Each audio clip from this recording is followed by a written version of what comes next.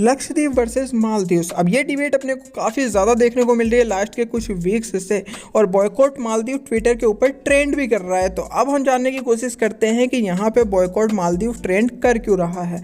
तो ये बात है 2 जनवरी 2024 की, जब यहाँ पे हमारे प्राइम मिनिस्टर जाते हैं लक्षद्वीप विजिट करने के लिए और साथ में अपनी 11,056 करोड़ के प्रोजेक्ट्स का इनोग्रेशन करने के लिए, इतने की उनको सौगात देने के लिए। मेन प्राइम मिनिस्टर तो गए थे लक्षद्वीप वहाँ के डेवलपमेंट प्रोजेक्ट्स का इनोग्रेशन करने के लिए, और साथ ही में वहाँ पे बीचेस पे वो कुछ पिक्स वगैरह भी क्लिक करते हैं, साथ में स्कूबा ड्राइविंग वगैरह भी करते हैं और उसकी पिक्स वगैरह शेयर करते हैं अपने सोशल मीडिया हैंडल के ऊपर। जैसे ज़्यादा से ज़्यादा टूरिस्ट वहाँ पे विजिट करने के लिए जाए, वहाँ के टूरिज्म को बढ़ाने के लिए पीएम यहाँ पे वहाँ की इतनी ज़्यादा अच्छी पिक्स वगैरह क्लिक करके भेजते हैं, जैसे जो टूरिस्ट है वो यहाँ पे लक्षद्वीप को भी विजिट करे। अब उससे यार लक्षद्वीप को भी काफ़ी ज़्यादा फायदा होगा, जो वहाँ के लोकल पॉपुलेशन है उनको भी काफ़ी ज़्यादा जॉब्स वगैरह मिलेगी, उनका भी फायदा होगा। टूरिस्ट आएंगे तो वो अपने होटल्स वगैरह लगा सकते हैं, होटल्स वगैरह उनके ज़्यादा चलेंगे, तो टोटली उनको काफ़ी ज़्यादा प्रॉफिट होने वाला है। अब देखो ये पहली बार नहीं है कि मोदी जी कहीं पे गए हैं और उन्होंने वहाँ की पिक्स वगैरह क्लिक करके भेजी है, यहाँ पे पिक्स वगैरह क्लिक करके अपने सोशल मीडिया पे डाली है। ऐसा अक्सर होता रहता है कि अगर मोदी जी किसी अच्छी जगह पे इंडिया के अंदर जाते हैं, अगर वो किसी टेम्पल के अंदर भी जाते हैं, तो वहाँ की भी आपको पिक्स वगैरह देखने को मिल जाएगी प्राइम मिनिस्टर मोदी जी की। तो वही सेम सिचुएशन अपने को देखने को मिली है लक्षद्वीप के साथ, जब वो वहाँ पे गए इतने सारी योजनाओं का इनोग्रेशन करने के लिए, उसका उद्घाटन करने के लिए, तो वहाँ पे साथ में उन्होंने ये पिक्स वगैरह भी क्लिक करके डाल दी। बट इससे मालदीव्स को काफ़ी ज़्यादा बुरा लग गया। जो मालदीव्स के मिनिस्टर वगैरह थे वो गंदे गंदे से रेसिज्म वाले कमेंट यहाँ पे करने लगे इंडिया के ऊपर कि इंडिया के अंदर से बदबू आती है, वहाँ के लोग खराब है, जो काऊ का डंग होता है उससे इंडियंस को उन्होंने कंपेयर किया। साथ में मोदी जी को इजराइल का जोकर वगैरह भी बताने की उन्होंने कोशिश की। तो इतना सब सुनने के बाद इंडियंस भी कहाँ चुप रहने वाले थे। इंडियंस ने भी #बॉयकॉट मालदीव्स यहाँ पे ट्रेंड करवाना शुरू कर दिया।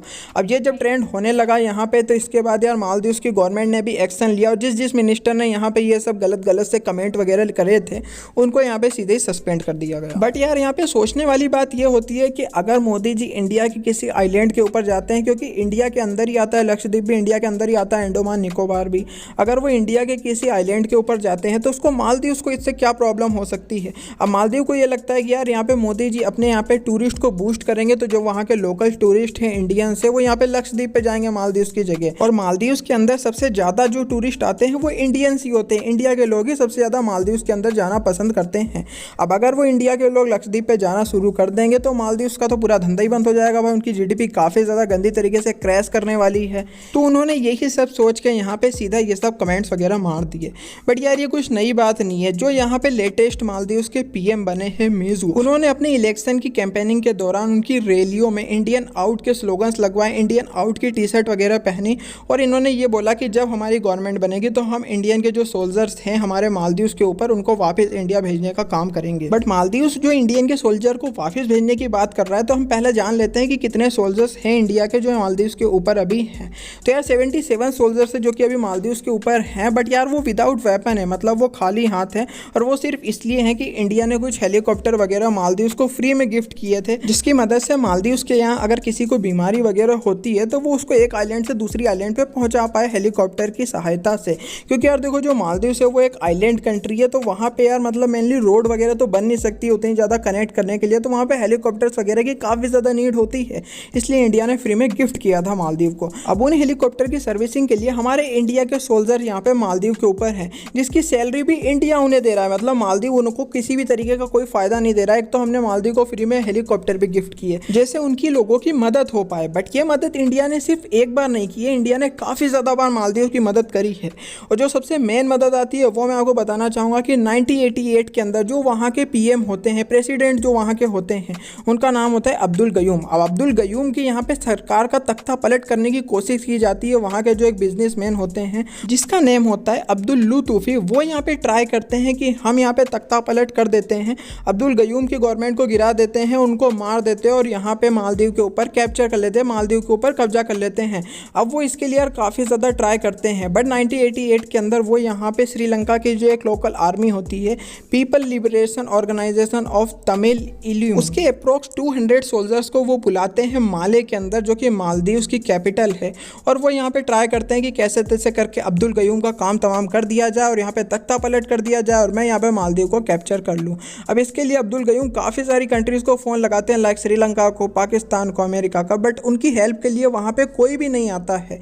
एंड में उनकी हेल्प करता है इंडिया, और इंडिया करता है ऑपरेशन कैक्टस को लॉन्च, जिसकी वजह से यहाँ पे इंडिया के सोल्जर्स काफ़ी ज़्यादा जल्दी वहाँ पे पहुँच जाते हैं मालदीव के ऊपर, और वो यहाँ पे पीपल लिबरेशन ऑर्गेनाइजेशन तमिल का काम तमाम कर देते हैं। जो भी उनके 200 बंदे यहाँ पे घूमते रहते हैं रोडों पे बंदूक लेके, उनको पकड़ लेते हैं, कुछ को पकड़ लिया जाता है, कुछ का यहाँ पे एनकाउंटर कर दिया जाता है जगह पे ही, और साथ में अब्दुल गयूम को बचा लिया जाता है, उनकी गवर्नमेंट का तख्ता पलट होने से बचा लिया जाता है। अब देखो जो मालदीव हो वो भी पहले यहाँ पे ब्रिटिश के कंट्रोल में हुआ करता था, बट 1965 के अंदर उसको भी आज़ादी मिली, और बाद में उसको यहाँ पे वोटिंग करवाई गई लोकल के द्वारा, और उसके बाद उसका राजशाही तंत्र यहाँ पे खत्म हो गया। उसके बाद डेमोक्रेसी को लोगों ने चुना था। अब देखो इस इंसिडेंस के बाद यार इंडिया और मालदीव के रिलेशन काफ़ी ज़्यादा बेटर हो जाते हैं। अब बाद में भी यार इंडिया ने काफ़ी ज़्यादा हेल्प करी है। जब एक बार मालदीव के अंदर वाटर की शॉर्टेज हो गई थी तो इंडिया ने ऑलमोस्ट 1200 टन फ्रेश वाटर यहाँ पे प्रोवाइड किया मालदीव को, जैसे कि वहाँ के लोग प्यासे ना मर पाए।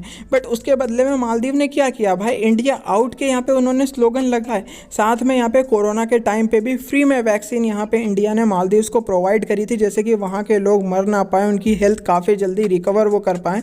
तो इसलिए इंडिया ने फ्री में यहाँ पे वैक्सीन दी थी मालदीव को, मतलब हर चीज़ें फ्री में ही दी थी। उसके बदले में इंडिया ने कुछ चाहा नहीं मालदीव से, बस इंडिया ये चाहता था कि हमारी फ्रेंडशिप बनी रहे, क्योंकि इंडिया की फर्स्ट पॉलिसी है कि नेबर फर्स्ट, मतलब नेबरों की हेल्प वो पहले करता है, बाद में दूसरे लोगों की हेल्प करता है। तो इसलिए वो मालदीव का काफ़ी ज़्यादा इंडिया ने सपोर्ट किया है, हर जगह पे सपोर्ट किया है। जब मालदीव को ज़रूरत पड़ी है तब इंडिया ने मालदीव को सपोर्ट किया है। अब इंडिया एंड चाइना के इतने ज़्यादा अच्छे रिलेशन होने की वजह से चाइना की बुरी नज़र पड़ जाती है मालदीव के ऊपर। अब मालदीव को यहाँ पे चाइना देना शुरू कर देता है डेब्ट ट्रैप, जो कि उसने पाकिस्तान को भी दिया है, बांग्लादेश को भी दिया, श्रीलंका को भी दिया। जो भी इंडिया के नेबर कंट्री है उनको सबको उन्होंने यहाँ पे डेब्ट ट्रैप में फंसा रखा है चाइना ने, और वही काम यहाँ पे ये मालदीव के अंदर स्टार्ट कर देते हैं। मालदीव के अंदर काफ़ी ज़्यादा प्रोजेक्ट्स में चाइना अपने पैसे लगाता है, जैसे कि उसको तो पता था मालदीव बाद में मुझे पैसे दे नहीं सकता, तो जैसे मैं चाहूँगा वैसे मैं मालदीव को अपने हाथों पर नचा सकता हूँ। अब हुआ भी सेम ऐसा ही है। जो अभी लेटेस्ट पीएम बने हैं मालदीव के, जो मीजू हैं, वो यहाँ पे एंटी इंडिया हैं और साथ में वो प्रो चाइना है, क्योंकि अभी तक जो भी यहाँ पे पीएम बनता था मालदीव का, उनकी फॉरेन ट्रिप सबसे पहले इंडिया की होती थी। बट जो मीजू हैं उनकी फॉरेन ट्रिप उन्होंने यहाँ पे करी है सबसे पहले टर्की की, और उसके बाद वो सीधा पहुंचे हैं चाइना के अंदर। मतलब वो इंडिया में आए ही नहीं है। वो साफ करना चाहते हैं कि मैं इंडिया को इग्नोर कर रहा हूँ, मुझे इंडिया से मतलब नहीं है। और यही रीज़न है कि जो उनके मिनिस्टर वगैरह भी है उन्होंने भी यार इतने ज़्यादा गंदे गंदे कमेंट्स किए हैं इंडिया के ऊपर। अब देखो इससे इंडिया को तो कोई नुकसान नहीं होने वाला है, क्योंकि चाइना के गोद में तो पहले से ही मालदीव जाके बैठ चुका है। बट इससे जो नुकसान होगा वो मालदीव को ही होने वाला है। जो भी हेल्प उसको मिलती थी इंडिया से, अब वो हेल्प उसको नहीं मिल पाएगी, क्योंकि यार अगर आप किसी को सामने वाले को गलत बोलोगे तो फिर आप क्या एक्सपेक्ट करते हो कि वो आपकी हेल्प करने आएगा जब आपको ज़रूरत पड़ेगी। जब आपको ज़रूरत थी तो आपने इंडिया की हेल्प ली, अब आपकी ज़रूरत खत्म हो गई तो आप चाइना की गोद में जाके बैठ गए। तो ये काफ़ी ज़्यादा गलत चीज़ जो कि मालदीव ने करी है। बट ये जो पूरी अब कंट्रोवर्सी टाइप का छिड़ चुका है लक्षद्वीप वर्सेज मालदीव, इसमें काफ़ी ज़्यादा सेलिब्रिटीज़ वगैरह ने भी मोदी जी का सपोर्ट किया है, इंडिया के लक्षद्वीप घूमने का सपोर्ट किया। उन्होंने बोला हमें लक्षद्वीप, अक्षय कुमार को आप ले लो, सलमान खान को ले लो, श्रद्धा कपूर को ले लो, इन सब ने बोला है कि हाँ हमें लक्षद्वीप को एक्सप्लोर करना चाहिए।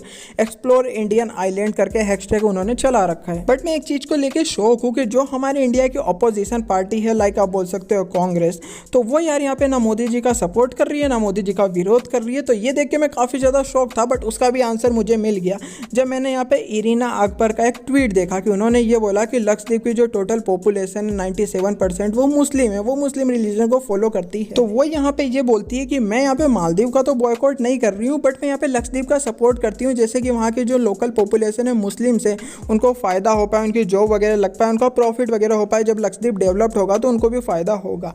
अब कहीं ना कहीं यही रीज़न मुझे भी लगता है, क्योंकि कांग्रेस ने काफ़ी ज़्यादा बार बोला कि कांग्रेस एक मुस्लिम की पार्टी है। तो अगर कांग्रेस यहाँ पे मोदी जी के अगेंस्ट बोलती है, मालदीव को सपोर्ट करती है, तो कहीं ना कहीं ये चीज़ क्लियर होगी कि यार लक्षद्वीप में मुसलमान हैं, फिर भी कांग्रेस यहाँ पे मुस्लिम के अगेंस्ट में बोल रही है। यही रीज़न है कि जो अपोजिशन पार्टी है वो बिल्कुल चुपचाप है, साइलेंट है, ना वो सपोर्ट कर रही है ना वो विरोध कर रही है। क्योंकि मोदी जी का तो सपोर्ट वो कभी ज़िंदगी में कर नहीं सकते, बट वो विरोध भी इसलिए नहीं कर रहे हैं क्योंकि लक्षद्वीप की 97% पॉपुलेशन मुस्लिम है, और कांग्रेस को डर है कि अगर हमने यहाँ पे अगेंस्ट बोला लक्षद्वीप के, तो कहीं ऐसा ना हो कि जो मुस्लिम है वो हमसे नाराज़ हो जाए, वो हमको वोट ना दें। अब देखो बात कोई भी हो, बट ये चीज़ आपको माननी पड़ेगी कि ये जो भी डिबेट वगैरह चली है लक्षद्वीप वर्सेज मालदीव, इससे लक्षद्वीप का काफ़ी ज़्यादा फायदा हुआ है।